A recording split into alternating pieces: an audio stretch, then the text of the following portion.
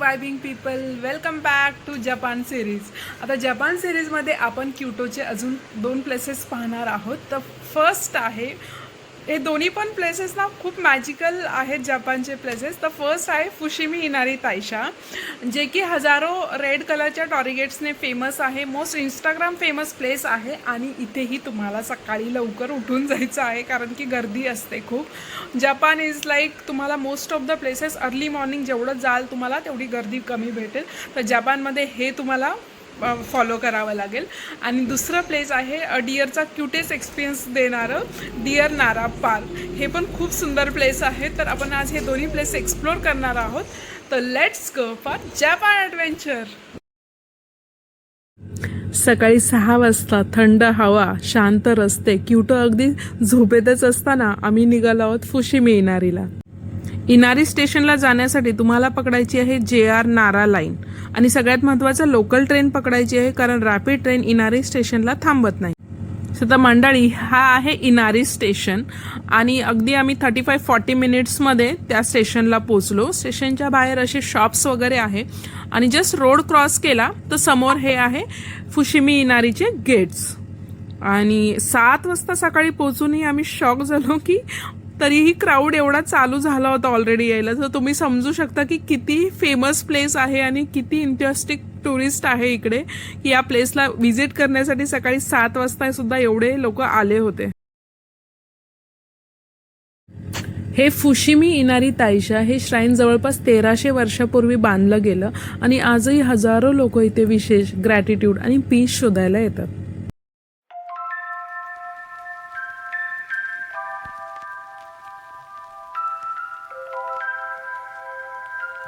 Social मीडियावर हजारो वेळा पाहिलेलं हे ठिकाण, पण स्वतः त्या गेट्समधून चालताना जो फिलिंग येतो ना, तो कॅमेऱ्यामध्ये पूर्ण कॅप्चरच होऊ शकत नाही. प्रत्येक टॉरिगेट मागे एक स्टोरी, प्रत्येक पायरीवर एक शांत एनर्जी आणि जसं जसं वर चढत जातो ना तसं क्योटो शहर हळूहळू मागे राहतं. आपण आलेलो आहोत फुशिमी इनारी. गेट्स आहेत, खूप सारे गेट्स आहेत. जेवढं वॉक करेल तेवढं कमी आहे.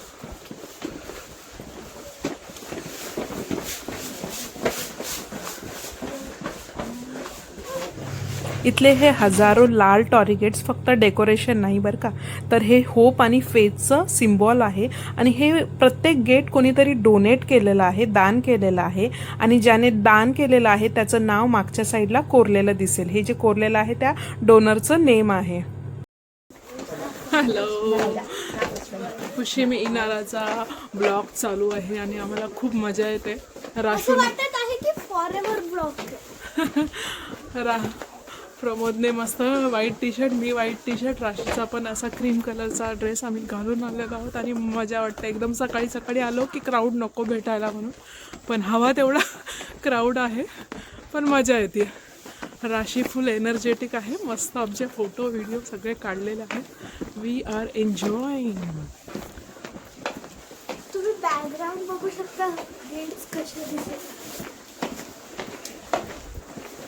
गर्दी जरी असली ना तरी जेवढे तुम्ही वर चालत जाल तेवढी गर्दी कमी होते.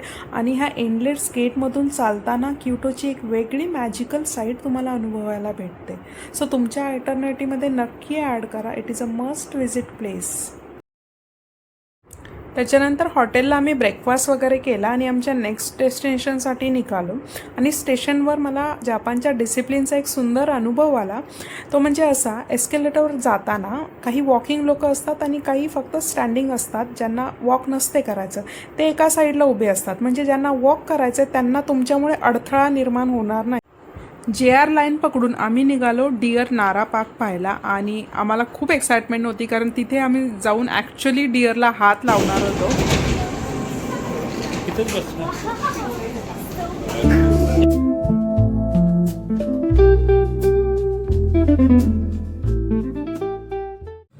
नारा पार्क फक्त एक पार्क नाही तर माणूस आणि निसर्गाचं नातं अनुभवायची जागा आहे.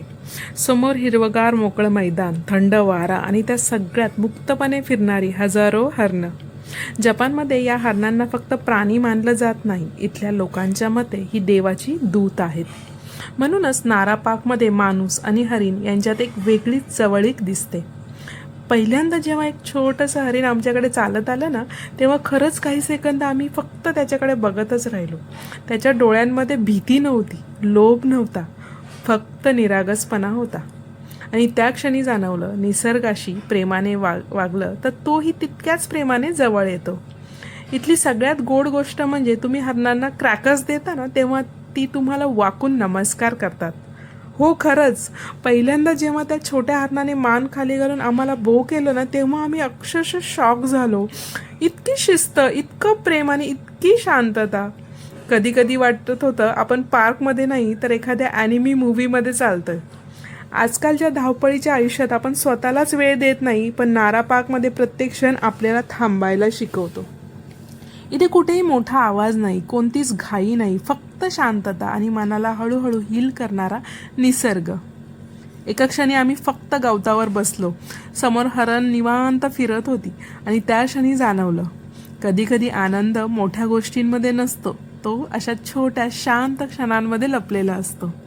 इथली हवा वेगळीच वाटते, लोक वेगळे वाटतात आणि सर्वात महत्त्वाचं म्हणजे इथं आल्यावर आपण स्वतःलाही थोडं वेगळं अनुभवतो.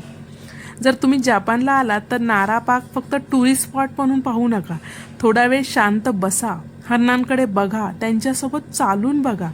कदाचित त्या शांततेमध्ये तुम्हाला स्वतःचाच एखादा हरवलेला भाग परत सापडेल. इथे आम्ही रोड क्रॉस करण्यासाठी उभे होतो. सिग्नल रेड होता आणि आमच्याबरोबर हा हरिणही रोड क्रॉस करण्यासाठी वाट बघत होता लिटरली, की गाड्या स्टॉप होतील तेव्हा मी जाईल. आणि जसा सिग्नल ग्रीन झाला, सगळे लोक वॉक करायला स्टार्ट केले आणि त्यांच्याबरोबर हाही लिटरली वॉक करायला स्टार्ट केलं त्याने. आणि नारा पार्क व्हिजिट करण्यासाठी आजची प्रो टिप म्हणजे तुमच्या हातात खूप सारे क्रॅकर्स घेऊन फिरू नका, कारण की काही हरन्स वाईल्ड असतात, ते अटॅकही करू शकतील खाण्यासाठी. आणि दुसरी गोष्ट, जर हातातले क्रॅकर्स संपलेले आहेत तर तुम्ही त्यांना दोन्ही हात वर करून शो करा की इट इज डन, फिनिश म्हणून, सो दॅट त्यांना समजेल. या डिअर पार्कपासून जवळच टोडायजी टेम्पल आहे, कोफुकुजी टेम्पल आहे, इवन जापनीज गार्डन्सही आहेत. तर असे बरेच प्लेसेस तुम्ही एक्सप्लोअर करू शकता. आमच्याकडे टाईम नव्हता, बट तुम्ही एक्सप्लोअर करू शकता. नाराला येण्यासाठी बरेच ऑप्शन आहेत, बट ही आयोनाशी ट्रेन बेस्ट आहे. Most beautiful site seeing train आहे. सिटिंगसुद्धा खूप कम्फर्टेबल आहे, तुम्ही बघू शकता, आणि स्पेशियस आहे. फक्त एवढंच की ॲडव्हान्स बुकिंग करावं लागेल आणि बजेट फ्रेंडलीसुद्धा आहे. 1500 येनमध्ये, म्हणजे अगदी 800-900 रुपयामध्ये तुम्हाला याचं तिकीट भेटून जाईल. इव्हनिंगला आम्ही आलो होतो निशिकी मार्केटच्या जवळ, जिथे स्ट्रीट फूड खूप फेमस आहे. जपानमध्ये ना छोटेसे रोड क्रॉस करण्यासाठी सुद्धा सिग्नल असतो आणि ते सिग्नल सगळे लोक फॉलोही करतात. म्हणजे खूप डिसिप्लिन कंट्री आहे ही. जसा हा सिग्नल ग्रीन झाला तसे सगळे लोक वॉक करायला लागले. निशिकी मार्केटला नॉनव्हेज खूप फेमस आहे, स्पेशली स्ट्रीट फूड खूप फेमस आहे. आणि राशीला काहीतरी नवीन ट्राय करायचं होतं, so she opted for octopus. तर तिने ऑक्टोपस ट्राय करायचं सांगितलं पप्पांना तिच्या, आणि आम्ही ऑक्टोपस ऑर्डर केला and she literally enjoyed it. So या व्लॉग बरोबर आपण क्योटोचे सगळे प्लेसेस कवर केलेले आहेत. व्लॉग कसा वाटला मला कमेंट सेक्शनमध्ये नक्की सांगा. आणि आता नेक्स्ट सिटी एक्सप्लोअर करायला तुम्ही एक्सायटेड आहात का, मला नक्की कळवा. थँक्यू.